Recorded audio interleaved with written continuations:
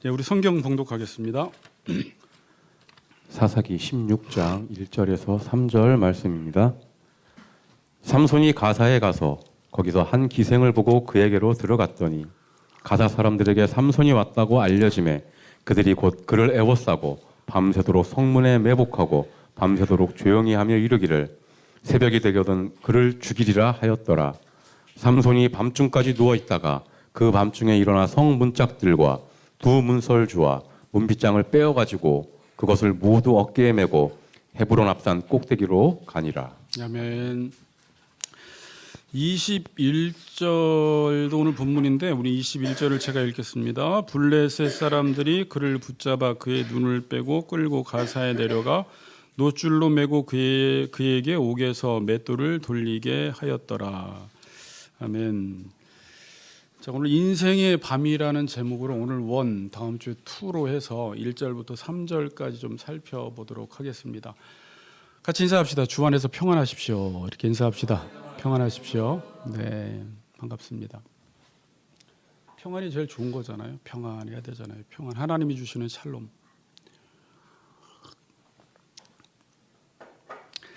자, 우리가 인생을 살면 자, 내가 하고 싶은 일이 있습니다. 여러분들도 하고 싶은 일이 있을 거예요. 제가 그건 언급하지 않지만 누구나 다 자기가 하고 싶은 일이 있어요. 그런데 나이가 먹어갈수록 이제 관계 속에 묶이면서 하고 싶은 일만 할 수 없고 해야만 하는 일이 있다라는 것을 우리가 알게 됩니다. 나이가 먹고 결혼을 하고 자녀가 생기면 내가 하고 싶은 일보다 해야만 하는 일이 더 많아진다라는 것을 우리가 알게 돼요. 직장에 가서 일도 해야 되고요. 저도 보면 남편으로서, 아버지로서, 목사로서, 또 친구로서 해야 할 일들이 점점 많아지게 됩니다. 학생이 되면 유치원 때는 그냥 뭐 신나게 놀다가 학생이 되면 또 공부를 또 해야만 합니다. 또 전업주부들은 집안일을 해야 하고 아이를 키워야 하고 남편도 키워야 합니다. 해야 할 일들이 많아집니다. 그래서 사람들은 자기가 하고 싶은 일을 하기 위해서 결혼도 하지 않고 아이도 낳지 않고 혼자 사는 사람들이 많아요. 내가 하고 싶은 것들을 많이 하고 싶어서. 그리고 돈만 많다면 솔직히 직장도 다니지 않고 그냥 있는 돈으로 내가 하고 싶은 것을 하면서 즐기고 싶어하는 사람들이 점점 많아집니다. 제가 에베소서 강해 설교를 하면서 아주 중요한 명제 2가지를 제가 이렇게 기록해 놓고 많은 사람들에게 이야기해 줬는데 자주 했던 이야기가 있죠. 집사님도 아실 텐데 상황을 바꾸지 말고 상태를 바꿔라. 여러분들도 아시죠. 그리고 성숙이라는 것은 해야만 하는 것을 하고 싶게 만드는 것이다. 이런 말을 또 제가 자주 했어요. 자, 근데 이게 같은 맥락에서 같은 말이에요. 여러분들이 어떤 곳에 가면 거기가 힘들고 책임을 다하지 않고 의무를 다하지 않고 자기가 해야 할 일을 하기 싫어서 어려우면 상황을 바꿔버리는 사람들이 있습니다. 그러면 그 사람은 성숙하지 못합니다. 하나님이 여러분들을 어떤 가정이나 공동체나 교회에 보내셨을 때 거기서 해야 하는 일이 있어요. 자기 숙제가 있습니다. 그건 거기서 하고 싶은 대로 하지 말고 해야 하는 일을 하면 뭐가 바뀌어요? 내 상태가 바뀌게 되는 거예요. 그래서 성숙하게 됩니다. 그래서 저는 그때 성숙을 그렇게 정의했어요. 해야만 하는 것이 하고 싶어지는 것. 놀라운 거 아닙니까? 우리가 꼭 해야 하는데 나는 그게 항상 하고 싶어져. 여러분 이걸 좀 바꾸면 하나님의 뜻이 내가 하고 싶어지는 거예요. 다시 말하면 하나님의 뜻이 나의 뜻이 되는 거예요. 이게 이제 완전 성화라고 해요. 천국에 가면 여러분 어떤 것인지 알아요? 그냥 하나님의 뜻을 자기 자유를 가지고 하나님의 의지를 선택해서 그게 하고 싶어지는 거예요. 천국에 가면 그걸 바로 예배자라고 이야기하는 것입니다. 성숙이 뭐라고요? 꼭 해야만 하는 게 있는데 훈련을 통해서 이게 나한테 하고 싶어지는 것이 되는 거예요. 근데 제가 이렇게 설교하면 아마 요즘 사람들은 목사님 꼭 해야만 하는 일이 있을까요? 라고 이야기를 해요. 그렇게 질문하는 게 당연한 게 왜 그러냐면 지금 세상 사람들은 자기의 정체성을 알지 못해요. 자기의 정체가 정해지면 그 정체에 맞게 해야 할 일이 생기거든요. 그래서 여러분들이 구원을 받고 나면 하나님의 자녀라는 신분을 딱 얻게 되면 그때부터는 내가 하나님의 자녀라는 정체성을 알기 때문에 그때부터 하나님의 자녀로서 해야 할 일이 생겨버립니다. 그걸 마태복음에서는 하나님의 나라와 의를 구하라고 이야기하고 성경 전체에서는 그걸 지상 계명과 지상 명령이라고 이야기를 해요. 그리고 또 일반 은총적인 차원에서도 부모로서, 남편으로서, 아내로서, 아빠로서, 목사로서, 성도로서, 직분자로서, 친구로서, 이웃으로서 계속 해야 할 일이 생깁니다. 자, 여러분, 예수님도 이 땅에 오셔서 해야 할 일을 했을까요? 하고 싶은 일을 하셨을까요? 해야 할 일을 하셨어요. 그분은 하나님이세요. 모든 능력이 다 있으세요. 아무거나 다 할 수 있어요. 근데 아무거나 다 하지 아니하시고 요한복음 17장 4절에 보면 아버지께서 내게 하라고 주신 일을 내가 이루어, 그게 십자가였지만 아버지께서 내게 하라고 주신 일을 이루어 내가 아버지를 영화롭게 하는 삶을 살았어요. 그의 자유주를 가지고 모든 것들을 할 수 있지만 자기를 제한시켜서 하나님이 자신을 이 땅에 보내주신 그 목적, 해야 할 일에 집중하고 사셨다는 것입니다. 자, 이렇게 해야 할 일이 있는데 계속해서 자기가 하고 싶은 일만 하면 어떻게 될까요? 여러분들이 주부로서, 목사로서, 남편으로서, 아내로서 해야 할 일이 있는데 막 자기가 하고 싶은 일만 하면 어떻게 될까요? 집안 꼴이 엉망이 돼요. 교회도 우리 직분을 세웠는데 직분자들이 사명에 충실하지 않고 자기 하고 싶은 대로 하면 교회가 엉망이 되어버립니다. 그렇게 가다가 지금 사회가 어떻게 돼요? 불법이 성행하게 되는 거예요. 처음에 이 하고 싶은 대로 해라라는 말이 좋아 보였는데 점점점 많은 사람들이 그렇게 살아가면서 가정이 붕괴되고 공동체가 깨어지고 사회에 불법이 성하게 돼가고 있어요, 지금. 그래서 성경은 해야 하는 일을 하지 않고 자기가 하고 싶은 일만 하는 사람들을 가리켜 영적 어린아이라고 표현하고 있습니다. 고린도전서 3장에 영적 어린아이. 이게 헬라어로 파이디온이에요. 우리 파이디온 교재라는 거 있죠? 7살 이하의 어린이들을 가리켜 파이디온이라고 이야기해요. 그러니까 그 아이들은 자기가 하고 싶은 일을 하면서 살아가는 거예요. 근데 성도 중에서도 어떤 성도들이 있냐면 직분을 맡고 직분자가 되고 목사가 되고 부모가 되고 남편이 됐는데도 마땅히 그 자리를 지키지 않고 그냥 니나노 노는 사람들, 자기의 정욕대로 사는 사람들이 있는데 나이는 먹었지만 그런 사람들을 가리켜 성경에서는 어린아이다라고 이야기를 합니다. 자, 그럼 어떻게 자기가 하고 싶은 것을 하는 사람을 해야만 하는 사람으로 만들 수 있을까? 이게 성경이에요. 이게 교육과 양육을 통해서 되는 거예요. 근데 특별히 히브리서 12장에서는 이게 징계라고 표현을 합니다. 징계. 하나님은 징계를 통해서 해야만 하는 것을 하고 싶은 사람, 그러니까 해야만 하는 것을 하고 싶게 만들어요. 뭘 통해서? 징계를 통해서. 근데 징계라는 단어가 파이듀오라는 단어예요. 근데 이게 어린아이와 함께 있다라는 뜻인데 보통 목사님들이 이걸 어떻게 주석가들이 해석을 하냐면 자녀 만들기라고 이야기합니다. 자녀 만들기. 자녀 만들기. 그러니까 징계라는 것은 징계가 없으면 사생자예요. 하나님이 사랑하는 백성들에게는 무조건 징계를 줍니다. 그러니까 5절을 보면 히브리서 12장 5절 보면 주께서 그 사랑하시는 자를 징계하시고 그가 받아들이시는 아들마다 채찍질 하심이라 하였으니 또 8절에 보면 징계는 다 받는 것이거늘 너희에게 없으면 뭐다? 사생자다, 친아들이 아니다. 그러니까 하나님은 여러분들을 어린아이 상태에 그냥 내버려 두지 않고 계속해서 해야만 하는 일, 하나님의 뜻을 따라 살아갈 수 있도록 계속해서 채찍질하고 징계하시는 일을 합니다. 제가 이 징계라는 단어를 찾아봤더니 뜻이 훈련시키다, 양육하다, 채찍질하다, 매질하다, 벌하다, 습관을 들이다. 그러니까 우리 교회에서건 가정에서건 부모님들은 자녀들을 계속해서 어떻게 해야 돼요? 무조건 때리라는 게 아니라 그 아이가 옳은 것을 위해 살아갈 수 있도록 채찍질하고 매질하고 그것이 습관화될 때까지 양육하고 교육시키라는 거예요. 이게 교회에서는 제자훈련이라고 이야기합니다. 내가 너희에게 분부한 모든 것을 가르쳐서 지킬 때까지 훈련을 시키라는 거예요. 그렇지 않으면 계속해서 영적 어린아이로 남아있게 되는 것입니다. 자, 그래서 여러분 가정에서나 교회에서나 이 징계를 받지 않으면, 그러니까 징계를 하나님이 우리에게 징계를 하시지만 내가 스스로 징계를 받지 않을 수도 있고요. 피해 다닐 수도 있고요. 또 하나님께서 우리가 계속 징계를 받지 아니하면 그냥 우리의 정욕대로 살도록 내버려 두세요. 그럼 그게 로마서 1장에 그러면 내버려 두면 엉망이 돼버려요. 온갖 죄를 다 저지르게 됩니다. 그래서 징계를 받지 않는 자녀나 성도들의 특징이 어떠냐면 나이가 들어도 신앙생활을 오래 해도 직분을 해도 자신이 하고 싶은 것만 하는 사람들이 있어요. 제가 고린도전서를 또 공부하면서 여러분 이제 나중에 고린도전서도 꼭 한번 봐야 되는데 2장에 보면은 육에 속한 사람이 나오고요. 3장에 보면 육신에 속한 자가 나와요. 단어가 달라요.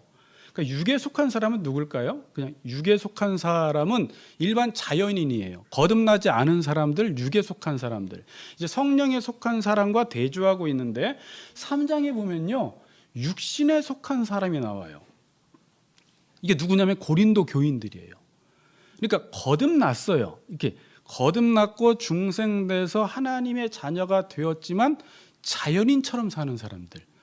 그러니까 자기가 하고 싶은 대로 사는 사람들. 그러니까 고린도 교회가 어떻게 됐어요? 엉망이 돼버린 거예요. 늘 싸움과 다툼만 일어나고 교인들끼리 소송하고 이런 일들이 왜 일어나는 거예요? 교인들이 어릴수록 자기 주장이 강할수록 하고 싶은 대로 살아가는 사람들이 교회에 많게 되면요. 여러분 유치원에 가면은 애들이 자주 싸우죠. 뭐 양보도 하지 않고 막 때리고 싫어 미워 그러면서 싸우죠. 왜 그런 거예요? 어려서 그렇죠. 그래서 교회에 다녀도 목사가 돼도 양육받지 않고 징계받지 않으면 어려서 그렇게 계속 육신에 속한 사람이 되어서 싸우고 다투는 현상이 일어나는 것입니다. 자, 그런데 지금 사사기 시대의 특징은 사람들이 자기가 보기에 옳은 대로 살아가고 있습니다. 자, 사사기를 읽을 때 이제 이 말로 바꿔보세요. 자기가 하고 싶은 대로 산다라는 거예요. 그러니까 사사기 시대 사람들은 옳은 게 뭐였어요?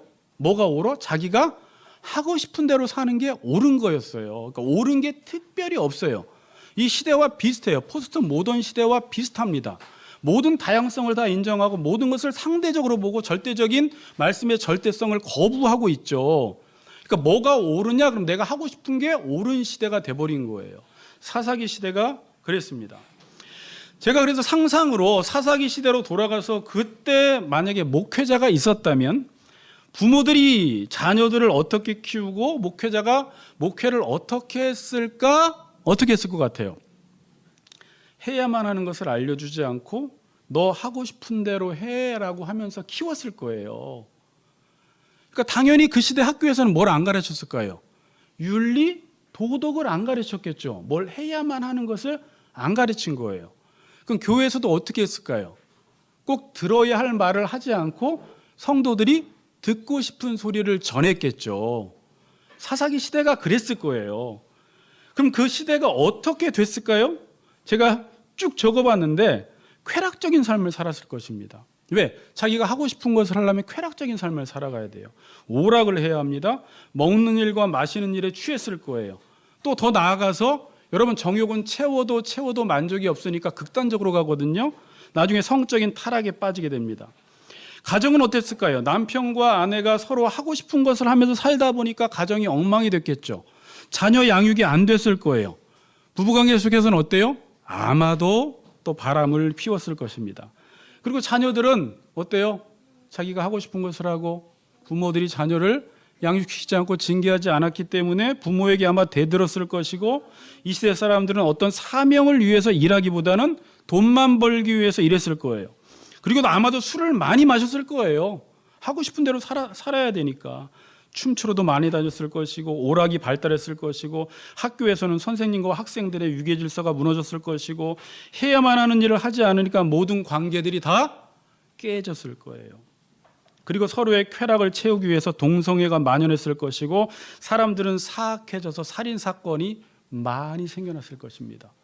제가 사사기 시대에 어떤 일이 일어났을 것인가를 상상해서 이야기했지만 지금 이 일들이 다 어디서 일어나는 일들이에요? 우리 시대에 일어나고 있는 일들입니다. 자, 그러면서 지금 사사기 시대는 하고 싶은 것을 하면서 살아가니까 정욕이라는 게요 점점 자라가게 됩니다. 여러분 우리 안에는 에피뚜미아라는 정욕이 있습니다. 근데 이 정욕은 가만히 내버려 두면 계속해서 게이지가 올라가게 되어 있어요. 여러분 가만히 우리 영환이도 뭐 나도 다 경험했지만 뭐 하나 손대면 계속해서 다음 거 손대고 싶고 그 다음 거 손대고 싶고 정욕이 계속 올라가서 나중에는 마약도 하게 되고 나중에는 엄청나게 음란한 사람이 돼버립니다. 그럼 이게 뭘로 커트가 되냐면 윤리 도덕 교육으로 말씀 교육으로 하나님의 말씀이 들어갈 때 이게 절제가 돼버리는데 육신의 생각이 딱 절제가 되는데 하나님의 말씀, 옳은 것, 진리를 가지고 가르치지 않으면 이 정욕은 점점 자라서 나중에는 폭발하게 되는 거예요. 지금 이 시대가 그렇게 돼버렸어요. 이렇게 가다가 사사기서는 더 짙은 어둠 속으로 지금 들어가게 되는 것입니다. 그러니까 시대는 지금 빛이다 어둠이다? 어두웠다라는 거예요. 여러분들은 이 시대를 보면 어두워요? 빛 가운데 있어요? 어두워요. 가을임에도 불구하고 어둡다라고 이야기를 합니다. 자, 오늘 본문 참 본문이 의미심장한데 오늘 16장 1절에서 3절에 보면 여기서 밤이라는 단어가 몇 번이 나옵니까?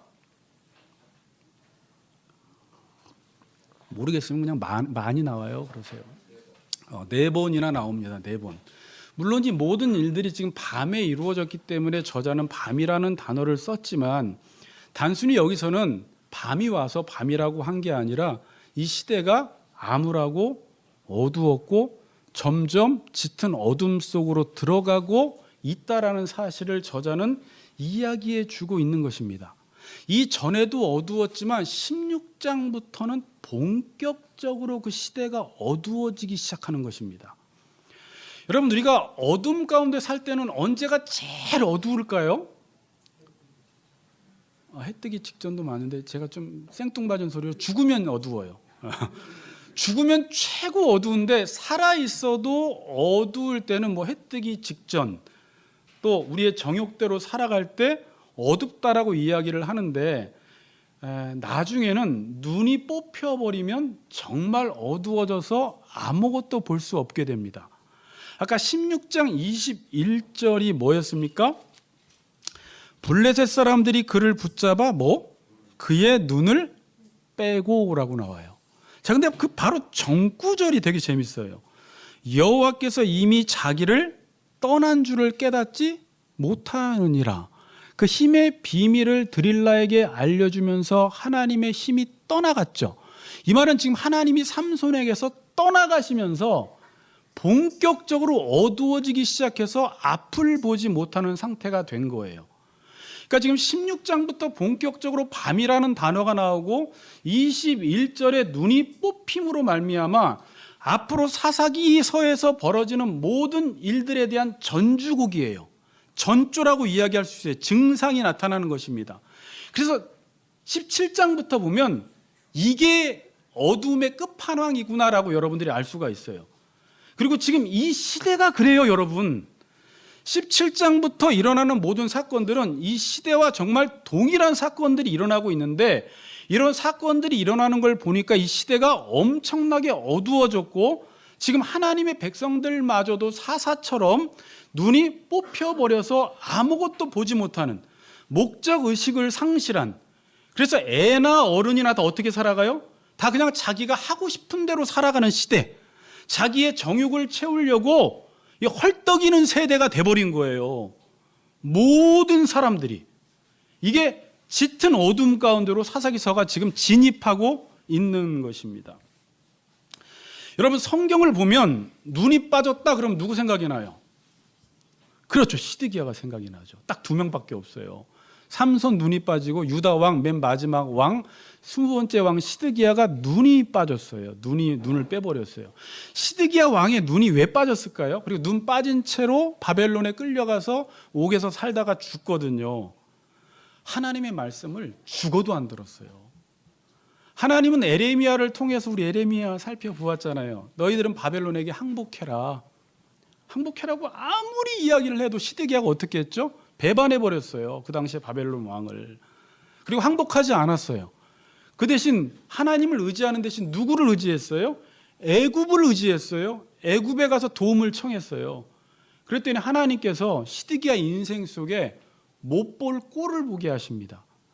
그 아들 한 명도 아닙니다. 아들이 몇 명인지는 모르겠지만 그 아들들이 시드기야가 보는 앞에서 바벨론 군사들에 의해서 다 죽어버려요. 그걸 직접 아버지가 눈으로 봅니다. 그리고 아버지 시드기야는 두 눈이 뽑혀서 끌려가 버려요. 왜 그런 거예요? 하나님이 계속 경고하시고 빗된 하나님의 말씀을 주셨음에도 불구하고 그 빗된 하나님의 말씀을 받아들이지 않으면 눈이 뽑히는 어두움의 상황 가운데 처하게 된다라는 것을 지금 보여주고 있는 거예요.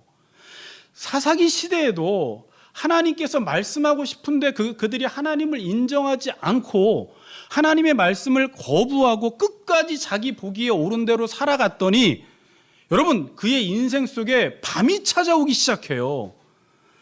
처음에는 우리의 욕망대로 살아가면요 너무 재밌어요. 이제 우리 혁이가 이제 그러기 쉬울 나이인데 세상은 내 거 같고 돈만 있으면 내가 자동차만 있으면 여자만 있으면 이제 모든 것들을 다 즐길 수 있다라고 생각을 하면서 막 쭉쭉쭉 나가서 교회 다니는 것보다 이게 훨씬 재밌네라고 하는데 처음에는 그게 너무 즐거운데요 나중에 어떻게 되는 줄 알아요? 점점 눈이 어두워져요. 나중에 눈이 뽑혀버려요.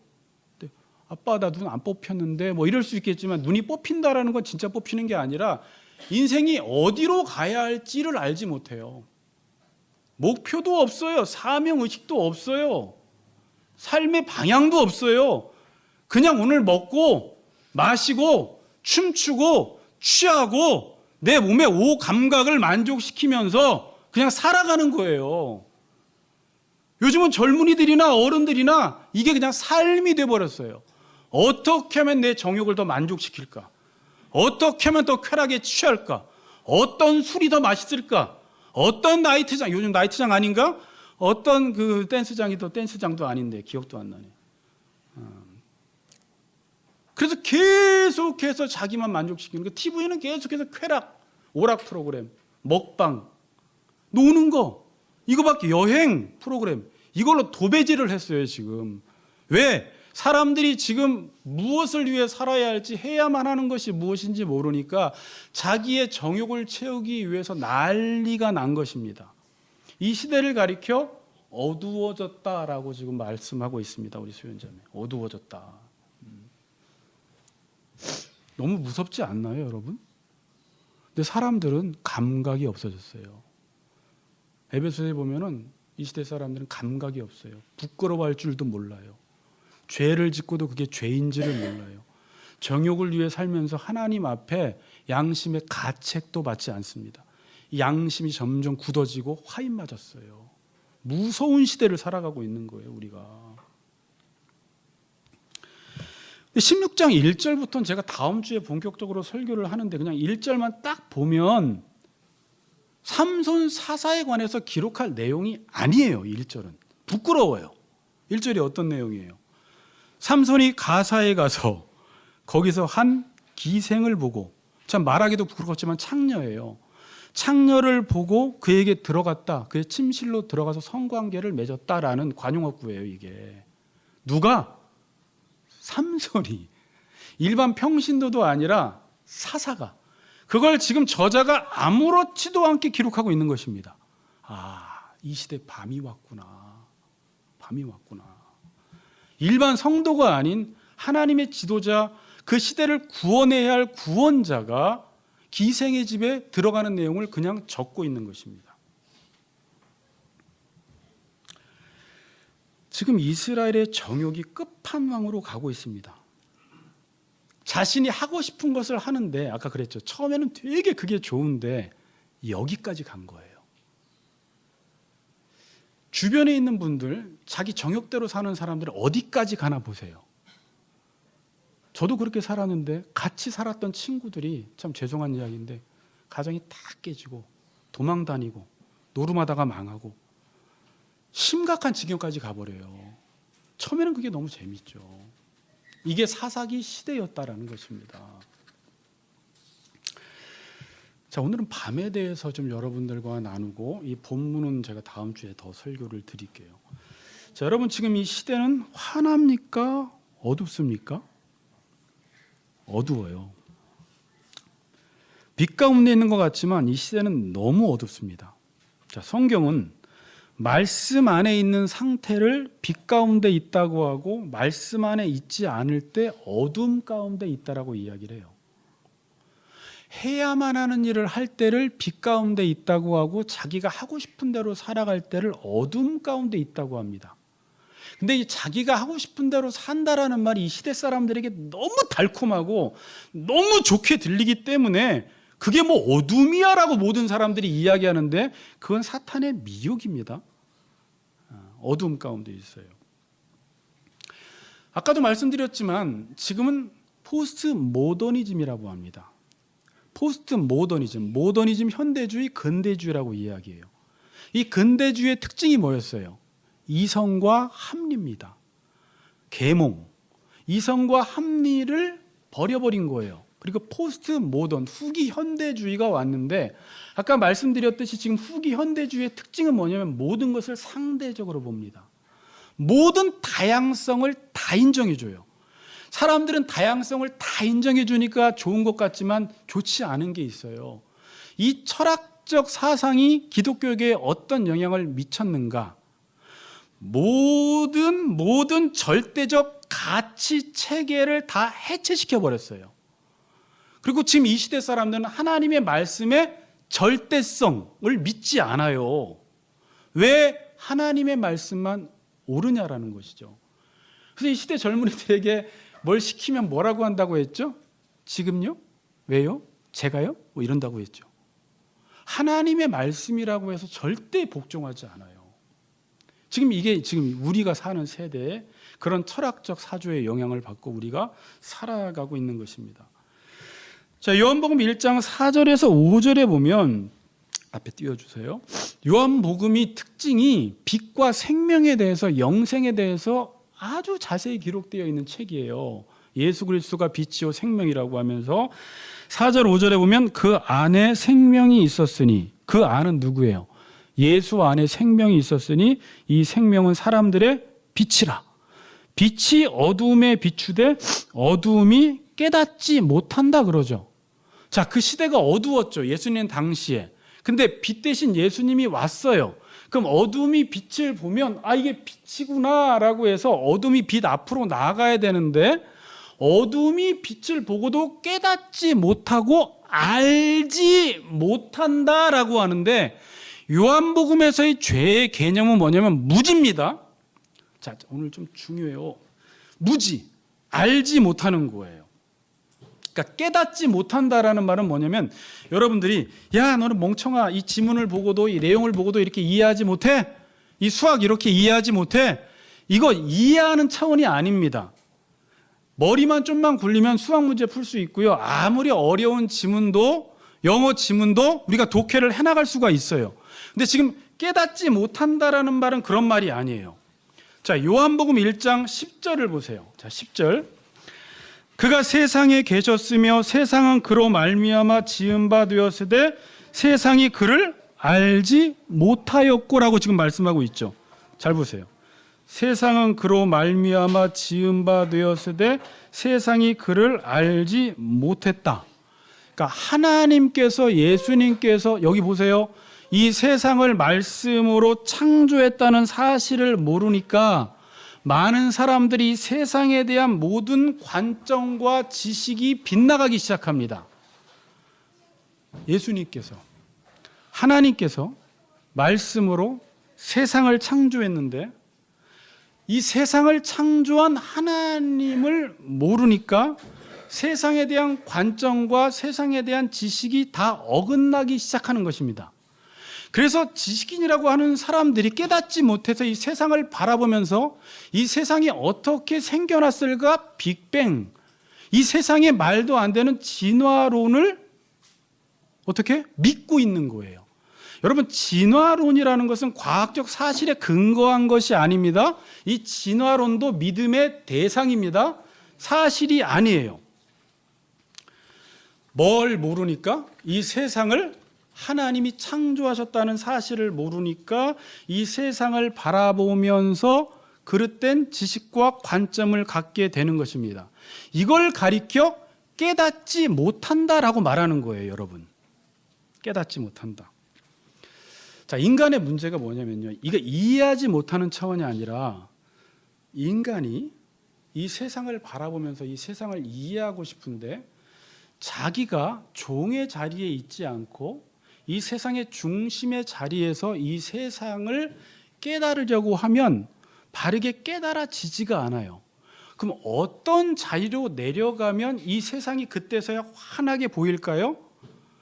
종의 자리에서 이 세상을 바라보기 시작하면 하나님이 이 세상을 창조했다라는 사실 그 하나가 여호와를 경외하는 것이 지식의 근본이 되어서 하나님이 세상을 창조했다라는 그 주인을 인정하고 내가 종의 자리에서 이 세상을 보면 이 세상에 대한 모든 사물들과 관계들이 다 온전히 이해되기 시작합니다. 제가 예전에 다음학교에 있을 때 거기가 공연장이었잖아요. 그게 공연장인데 만일 여러분들이 그게 너무 커서 우리의 이성으로 감지가 되지 않고 그 공연장에 들어갔을 때 도대체 여기가 어디지라고 했을 때 모든 사람들이 각자 다 여기는 어디 같아, 여기는 경기장 같아, 여기는 뭐 군대 같아, 여기는 학교 같아 이렇게라고 이야기할 텐데 하나님의 말씀이 들려줘서 여기는 학교다라고 그 학교라는 지식을 통해서 모든 것들을 보면 그 사물이 왜 여기에 배치되어 있는지 그 사물이 무엇인지가 대해서 다 이해가 되기 시작한다는 거예요. 그러니까 인간의 문제는 생각을 못하는 게 문제가 아니라 자기가 있어야 할 자리에서 생각하지 않으니까 모든 관점이 왜곡돼 버리고 모든 지식이 다 빗나가 버리는 게 문제예요. 그런데 인간이 종의 자리로 돌아오기 시작하면서 빛이 비치기 시작해요. 그게 요한복음 9장에서 소경이 눈을 뜨는 사건이에요. 눈을 뜨면서 무엇이 보이느냐? 그러니까 나무가 걸어다니는 것 같습니다. 나무는 걸어다닐 수가 없거든요. 그러니까 희미하게 보이는 거죠. 여러분들도 하나님의 말씀을 경외하고 우리가 종의 자리에 돌아가서 하나님이 세상을 창조했다는 창조론을 근거로 해서 모든 것들을 바라보면 모든 것들이 완벽하게 이해가 되기 시작해요. 이게 빛이라는 말이에요. 빛. 제가 지금 빛과 어둠을 지금 설명하고 있습니다.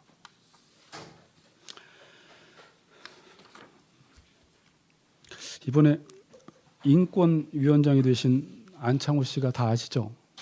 청문회 때 목사님 청문회 때 그런 말을 종교적인 신념과 그런 발언을 해도 됩니까? 라는 문제는 차후로 미루고 이분이 무슨 말을 했냐면 이 창조론도 교과 과정에 넣어야 한다고 이야기를 하면서 벌써 국회의원들의 얼굴이 어떻게 될지가 예상이 되시죠? 얼마나 미련하고 한심하게 볼지가. 그러면서 했던 이야기가 태초에 하나님이 천지를 창조하셨다라는 말을 청문회장에서 했어요. 그때 국회의원들이 그 인권위원장을 얼마나 우습게 보고 바보처럼 보고 한심하게 봤는지 몰라요. 그들은 깨닫지를 못합니다. 깨닫지 못해요. 자, 3장 18절에서 21절 보면 요한복음 그를 믿는 자는 심판을 받지 아니하는 것이요 믿지 아니하는 자는 하나님의 독생자를 믿지 아니함으로 심판을 받은 것이니라. 여러분 무서운 말입니다. 이미 하나님을 믿지 않는 자는 이미 심판을 받았대요. 그래서 그들은 정죄를 당합니다. 하나님의 말씀을 믿지 않는 사람들이 정죄는 이것이니 곧 빛이 세상에 왔으되 사람들이 자기 행위가 악함으로 빛보다 어둠을 더 사랑한 것이니라. 자, 지금 요한복음 1장은 뭘 이야기하냐면 빛과 어둠 이야기를 하는데 어둠 가운데 있을 때 빛이 비추었을 때 깨닫지 못한다고 이야기해서 제가 지금 깨닫는다라는 게 무엇인지를 설명을 드렸고 사람들이 여러분 같으면 어둠 가운데 있어요? 그럼 빛이 비추면 빛 가운데로 나아갈 것 같잖아요. 근데 그 시대 사람들은 빛 앞으로 나아가질 않습니다. 여러분 이 시대 사람들도 자기가 자기 하고 싶은 대로 살아가고 정욕대로 살아가고 죄를 짓고 있을 때 복음을 전해서 빛을 비추어 주면 우리 생각에는 이게 빛이기 때문에 소망의 말씀이기 때문에 이 사람들이 낼름 이 복음을 받아들일 것 같은데 밀어내더라는 거예요. 밀어내는 자들의 삶을 보니까 깨끗하고 의롭게 사는 게 아니라 엉망으로 살고 있음에도 불구하고 빛을 소개했는데 빛을 받아들이지 않는 것입니다. 왜 빛을 받아들이지 않을까요? 실은요, 양심은 이게 빛이라고 소리 지르고 있습니다. 근데 왜 이게 빛이라고 하지 않을까요? 이 복음이 빛이 아니라고 하는 게 아니라 자기가 어둠 가운데 있기 때문에 빛을 받아들이면 자기의 어둠을 인정해야 되고, 내가 이 어둠이 폭로되기 때문에 빛을 밀어내는 것입니다. 그게 요한복음에서 빛 대신 예수님을 그들이 죽여버린 사건이에요. 지금도 그런 일들이 믿지 않는 자들에게만 일어나는 것이 아니라 믿는 자들에게도 일어나고 있어요. 그 당시에 바리새인들도 나름 자기가 종교 생활을 너무 잘하고 있었어요. 그리고 이것이 바른 신앙생활이야라는 어떤 틀이 있었는데, 예수님이 오셔서 빛을 비추어 주면 자신이 그 빛 앞에서 개혁을 하고 바꾸어야 되고, 그 빛 앞에서 모든 것들을 회개해야 되는데, 그러면 자기가 지금까지 지켜왔던 전통적인 신학이 무너지니까 이걸 무너뜨릴 바엔 어떻게 해버려요? 예수님을 없애버리는 거예요. 그럼 이게 보존되기 때문에. 지금 여기서 이 이야기를 하는 거예요. 정죄는 이것이니 빛이 세상에 왔을 때 사람들이 자기 행위가 악함으로 빛보다 어둠을 더 사랑했다 이래버려요. 자, 여러분, 내가 도둑질하고 있어요. 근데 누군가 와서 야, 도둑질하면 안 돼. 그건 큰일 날 일이야. 그러면 그게 빛입니다. 근데 자기는 도둑질하고 있고 앞으로도 계속 도둑질하고 싶고 도둑질해서 먹고 살아야 되니까 도둑질하면 안 돼. 그건 죄야라는 말을, 옳은 말이지만 자기가 어둠 가운데 있고 어둠을 사랑하기 때문에 이 빛을 몰아내 버린다라는 거예요. 자, 사사기 시대나 이 시대 사람들이 지금 자기가 하고 싶은 대로 살아갑니다. 정욕을 위해 살아갑니다. 그리고 모든 사람들이 이게 잘못됐는지를 몰랐는데 지금에서야 큰일 났구나, 이미 물은 엎질러졌습니다.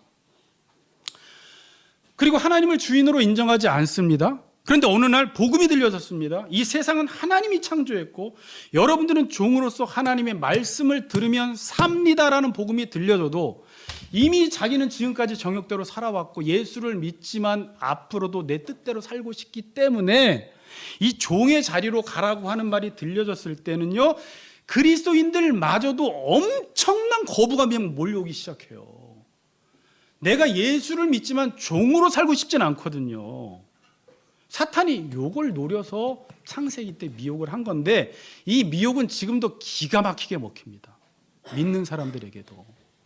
근데 이런 복음은 잘 안 전합니다. 지금 대형교회에서는 잘 전하면 성도들이 난리가 나요.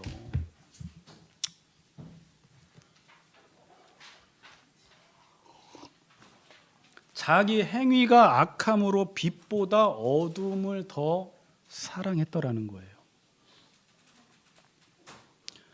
복음이 아니라 받아들이지 않은 게 아니라, 빛이 아니라 받아들이는 게 아니라, 나는 지금 내 마음대로 살고 싶어. 나는 내가 하고 싶은 거 다 하고 살고 싶어. 근데 예수만 믿으면 그렇게 못 살아.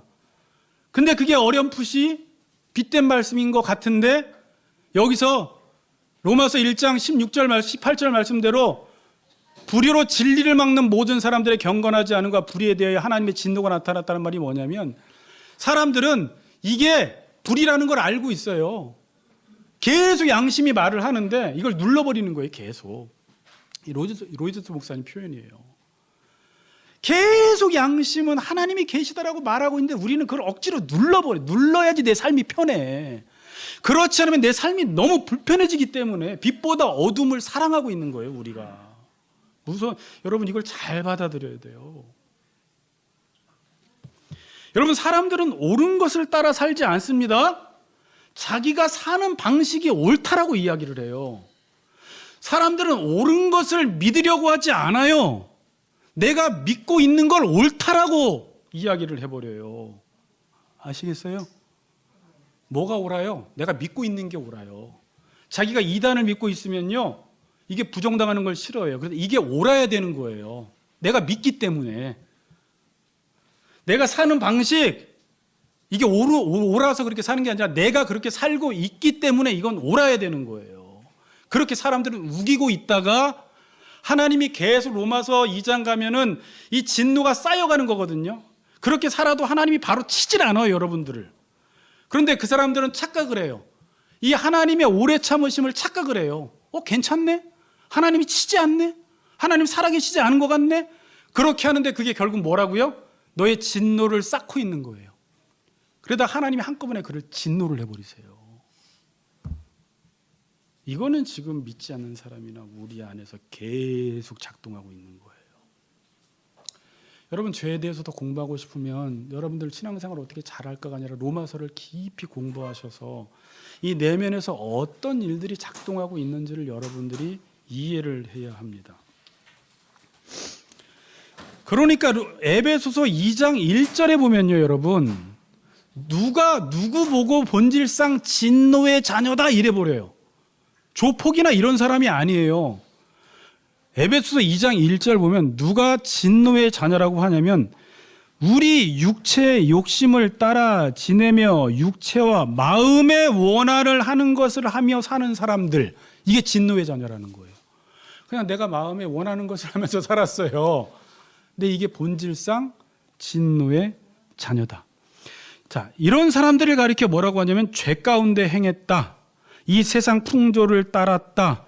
공중의 권세 잡은 자를 따랐다. 그러니까 자기가 하고 싶은 대로 하면서 살아가는 사람들은 지금 어떤 상태에 있는 거예요? 죄 가운데 있는 것이고 이 세상 풍조를 따라 살아가는 것이고 공중의 권세 잡은 자를 따랐고 지금 불순종의 아들들 가운데 그 역사하는 영의 지배를 받았기 때문에 하나님 말씀에 순종이 안 되는 것입니다. 이제 에베소서는 뭐 한창 살펴봤으니까 저도 예전에 이걸 읽고 충격받았어요. 내가 마음에 원하는 것을 하면서 사는 게 본질상 진노의 자녀라고? 심각하네. 여러분, 어거스틴 아시죠? 어거스틴은 기독교 역사에서 가장 위대한 인물 중에 한 사람이에요. 보통 신학계에서는 가장 위대한 인물을 바울로 봅니다. 그 두 번째를 누구로 보냐면 어거스틴으로 봐요. 모든 신학을 집대성한 사람이에요. 그리고 그가 젊었을 때 배웠던 수사학과 철학을 기초로 해서 신학을 했기 때문에 나중에는 이단과 싸울 때 그가 배웠던 수사학과 철학이 얼마나 바르게 활용되는지 몰라요. 자, 그런데 어거스틴이 여러분들 많이 목사님한테 들어봤겠지만 회심한 구절이 어떤 구절이에요? 로마서 13장이에요. 한번 보여주세요. 어거스틴이 회심한 구절. 13장 13절 14절인데 이게 뒤에서 읽고요. 요 구절을 가지고 어거스틴이 회개를 했는데 그는 어렸을 때요 똑똑했습니다. 머리가 너무 좋았어요. 그래서 16살 때, 형이 몇 살이야? 16살 때 카르타고에 유학을 갔어요. 거기서 아까 말대로 철학과 수사학을 기가 막히게 공부를 합니다. 근데 자기의 어머니 모니카는 기독교인이었지만 어거스틴은 믿었어요? 안 믿었어요? 믿지 않고 마니교에 심취해 있었습니다. 근데 어거스틴이 그 카르타고에서 16살 때부터 당시의 지식인답지 않게 삼손처럼 병적인 성욕에 불타서 살아가게 됩니다. 그래서 17살에 노예 출신 여자와 결혼을 하게 돼요. 거기서 아이를 낳게 됩니다. 근데 끊임없는 어머니의 반대로 인해서 그 여자와 헤어지게 돼요. 그리고 그 이후에도 2번의 여자를 더 만나요. 삼손 같아요. 삼손 3명 만났죠, 이 본문에서. 어거스틴이 그랬어요. 병적인 성욕에 불타 있었어요. 그의 삶은 방탕과 방황의 연속이었습니다. 제가 이건 일부분만 지금 여러분들에게 말씀드린 것이고, 그러던 중 시간이 흘러서 몇 살이 됐냐면 32살이 됐습니다. 늦은 여름 밀라노에서 어떤 정원을 거닐고 있을 때 저쪽에서 아이들이 뛰노는 노랫소리가 들리기 시작하는데 그 노랫소리가 자기 귀에는 어떻게 들렸냐면 성경을 펴서 읽어라, 성경을 펴서 읽어라 라는 말씀이 들렸어요. 그리고 그때, 지금 그렇게 하지 마세요. 성경을 딱 폈는데 그때 펴진 말씀이 로마서 13장 13절 14절 말씀이었어요. 근데 제가 11절부터 읽어볼게요. 자, 이 구절이 이제 빛과 어둠에 관한 이야기입니다. 또한 너희가 이 시기를 알거니와 자다가 깰 때가 벌써 되었으니 이는 이제 우리의 구원이 처음 믿을 때보다 가까웠습니다. 밤이 깊고 낮이 가까웠으니 그러므로 우리가 어둠의 일을 벗고 빛의 갑옷을 입자. 자, 13절부터 보세요. 이 구절이에요. 낮에와 같이 단정히 행하고 방탕하거나 술 취하지 말며 음란하거나 호색하지 말며 다투거나 시기하지 말고 오직 주 예수 그리스도로 옷 입고 정욕을 위하여 육신의 일을 도모하지 말라. 어떻게 보면은 그 어거스틴이 살았던 삶이었어요. 죄가 더한 곳에 은혜가 더한다고. 저도 죄를 많이 지으니까 하나님의 은혜가 더 커졌듯이 그는 병적인 성욕에 시달리면서 술 취함 속에 살아왔기 때문에 오직 주 예수 그리스도로 옷 입고 정욕을 위하여 육신의 일을 도모하지 말라는 그 말씀이 자기에게 들려졌습니다. 그러면서 그가 쓴 고백록에서 자신이 카르타고에서 살아온 삶은 일생을 두고 부끄럽고 혐오스럽게 생각한다라고 기록하고 있습니다. 그리고 이렇게 고백을 합니다. 카르타고에 들어서자 불결한 정욕의 가마솥이 내 주위에서 부글부글 끓어대고 있었다. 여러분, 근데 그 16살 때는 이 정욕이 끓고 있다라는 걸 알았을까요? 몰랐을까요? 그래서 노예 출신 여자와 결혼을 하고 성적인 방황 속에 살아갈 때 이 정욕이 막 끓고 있다라는 거를 여러분 경험상 잘 모릅니다. 내가 내 안에서 정욕이 그렇게 발동하고 있기 때문에 그게 그냥 난 줄 알아요. 자, 그런데 회심을 하고 난 다음에 고백록에서 쓰기를 이렇게 지금 쓰는 거예요. 회심을 하게 되면요, 여러분, 빛이 비추어져서 자기의 행실을 객관적으로 보게 됩니다. 그럼 그때 과거에 자기가 그렇게 정욕이 부글부글 끓어오를 때가 이게 정상이 아니었다라는 것을 알게 되고, 사도 바울처럼 로마서 7장에 나온 대로 선을 행하기 원하는 나에게 이 안에 악이라는 어떤 큰 세력이 있다라는 걸 알게 돼요. 그래서 내가 정욕을 통제할 수 없고 정욕이 나를 끌고 가고 있다라는 것을 발견하게 됩니다. 저도 그래서 그것 때문에 너무나 괴로웠어요. 회심하기 이전에는요, 그냥 정욕이 드는 대로 살면 됩니다.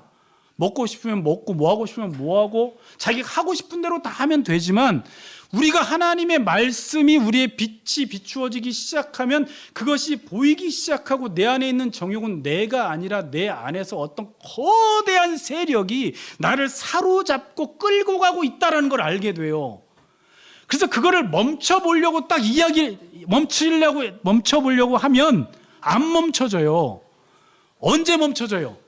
빛된 하나님의 말씀이 들어왔을 때, 그것도 오랫동안 묵상했을 때 성령께서 육신의 정욕을 이길 수 있도록 힘을 주었을 때 정욕이 딱 멈춰져요. 그렇지 않으면 내 안에서는 계속해서 명예욕과 출세욕과 인정욕과 식욕과 성욕이라는 것이 계속 일하기 시작해요. 근데 우리는요, 내 안에서 그게 일어나고 있으니까 이게 잘못됐는지를 몰라요. 근데 이걸 언제 깨달아요? 내가 이제부터 말씀대로 살아봐야지라고 결단을 딱 하는 순간부터 이 정욕이 막 저항을 합니다.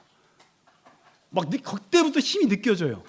더 큰 일을 하려고 하면 할수록, 더 큰 사명을 따라 살아가려고 하면 살아갈수록, 하나님이 내게 시킨 일에 집중하면 집중할수록 이 정욕이 가만히 있지 않습니다.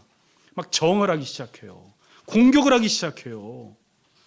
여러분이 영적 전쟁을 여러분들이 모르면 신앙생활 못합니다. 이게 가장 본질적인 싸움이에요. 신앙생활의 싸움은 외적인 싸움이 아니에요. 혈과 육에 대한 싸움이 아니에요. 여러분 안에 있는 하고 싶은 거 계속 하고 싶은, 예수 믿으면서도 내 뜻대로 살고 싶고 예수 믿으면서도 내 정욕을 채우고 싶은 이 정욕과 싸우지 않아서, 파이디온 교회 안에 어린아이들이 이렇게 많이 생겨난 거예요. 나이는 있지만.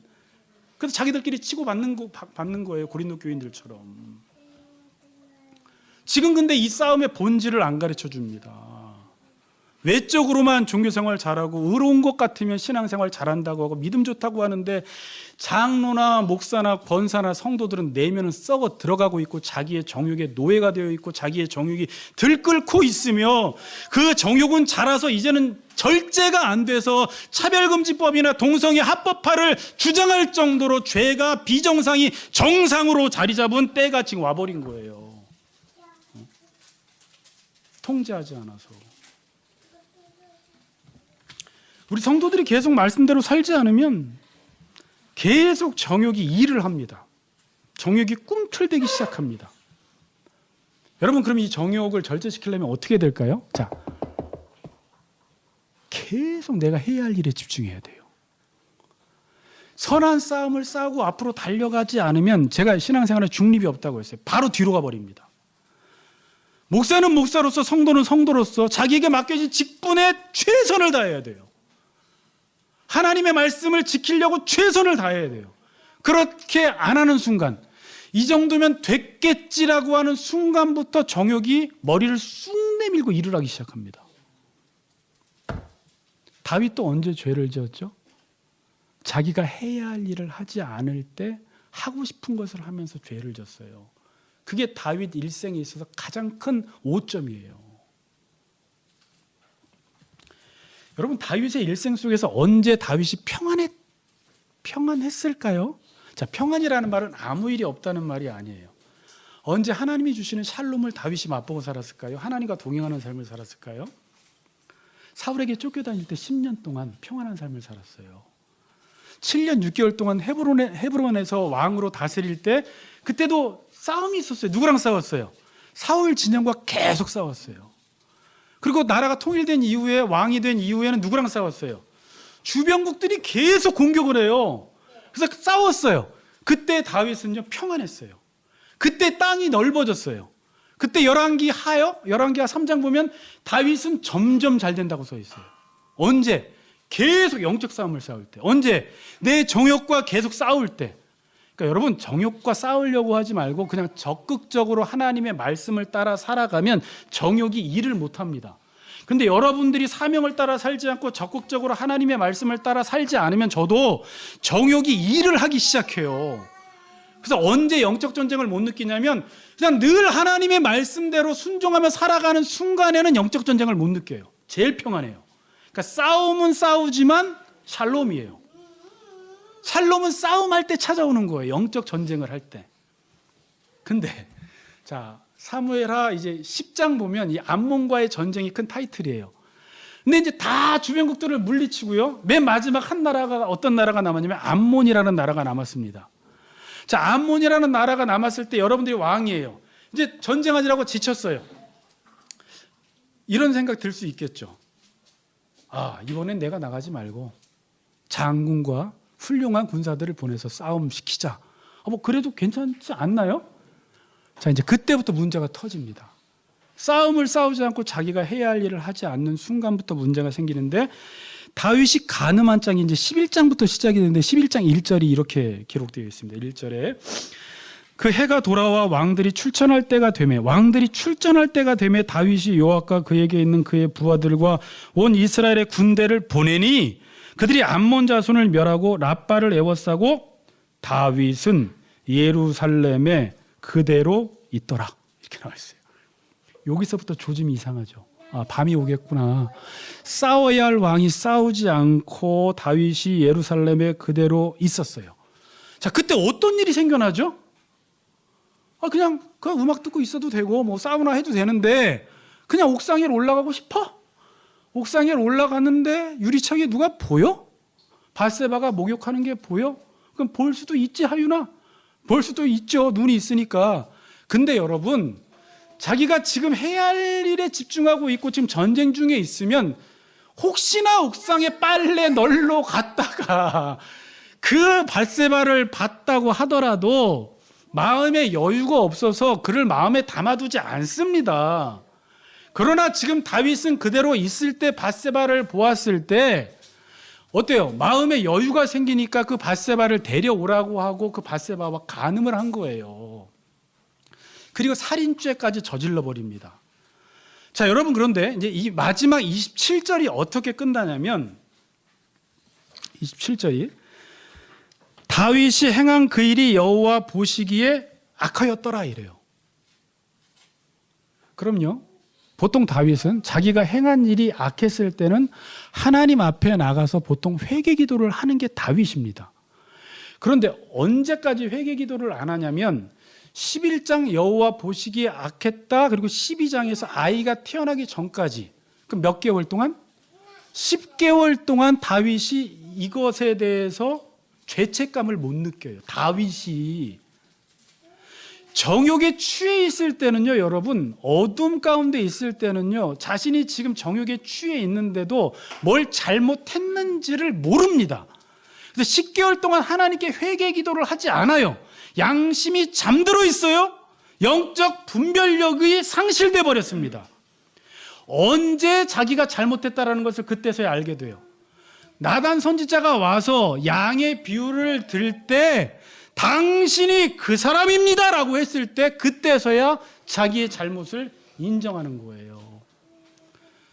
10개월 동안 자기의 죄를 못 봐요, 여러분. 우리가 사사기서를 보면서 다윗을 보면서 지금 이 시대 그리스도인들을 보면서 야, 저렇게 말씀에 순종하지 않고 신앙생활 저렇게 하면, 그리고 자기가 하고 싶은 대로 저렇게 살아가면 하나님의 진노의 심판이 있다라는 사실을 알면서 지금 여러분들 어떤 정욕에 취해 있잖아요. 그럼 위기의식을 못 느낍니다. 그 죄의 달콤함, 이 죄악의 낙이 나를 삼켜버려요. 그때 그 당시에는요, 양심이 잠자버리고요, 그때 영적 분별력이 없어져요. 이거 목회자도 마찬가지예요. 그래서 이상한 일을 막 해요. 근데 자기가 뭐 하는지를 모릅니다. 죄를 지을 때는요. 말씀의 빛이 비춰지기 전까지는요. 결론을 지을게요. 이걸 묵상하다가 이 예화가 생각이 났어요. 사막에 주인과 낙타가 함께 동행을 하다가 밤이 됐어요. 사막이 춥죠? 텐트에서 누구만 잤어요? 주인만 자고 있었어요. 낙타가 추워요, 추워요 하면서 주인님 제 코만 넣게 해주세요. 주인이 코를 넣게 해줬어요. 좀 시간이 지났어요. 주인님 제 머리만 넣게 해주세요. 허용했습니다. 나중에 낙타가 어떻게 했을까요? 제 손만 넣게 해주세요. 허용을 했어요. 나중에는 어떻게 됐어요? 낙타가 그 텐트를 차지해버리고 주인은 밖으로 나와버린 거예요. 이게 지금 뭘 이야기하는 걸까요? 성도들이 정욕대로 살아갈 때 말씀의 옳고 그름을 가지고 해야 할 것들을 할 수 있도록 제자 훈련을 시키고 그들을 양육하고 징계하고 훈련시켰어야 했는데, 성도들을 위한답시고 자녀들을 위한답시고 그들이 하고 싶은 대로 놔뒀다가 그게 처음에는 코였다가 머리였다가 온몸이 들어와서 나중에는 죄가 의로 대치돼 버리고 의가 죄가 돼 버린 거예요. 그래서 지금 이러한 시대가 온 거예요. 해야만 하는 게 지금 죄가 돼 버렸고요. 하고 싶은 게 의가 돼 버렸어요. 하다못해 성도들도 해야만 한다라는 말을 듣고 싶어 하지 않아요. 하고 싶은 대로 신앙생활하고 싶어 해요. 어느새 낙타가 텐트를 차지했듯이 죄가 텐트를 차지해버리고 의인은 지금 바깥으로 쫓겨나 버렸습니다. 이런 심각한 지경에 이르렀어요. 그럼 그 주인이 그때 어떻게 했어야 돼요? 코를 들이밀 때 코를 단호하게 때리고 처단해 버렸어야 돼요. 처음에 죄를 지을 때 자녀나 성도들이 사명에 집중하지 않고 자기가 하고 싶은 대로 살아갈 때 징계를 해야 되는데, 저도 지금 교회론 배웠지만 교회에서는 징계가 이루어지지 않습니다. 성도 떠날까 봐 죄 짓는 성도 한 사람이라도 교회 와서 앉아 있으면 좋아해요. 헌금 들어오니까. 그러다가 지금 교회가 이렇게 돼버린 거예요. 지금은 그래서 교회를 걷잡을 수가 없어요.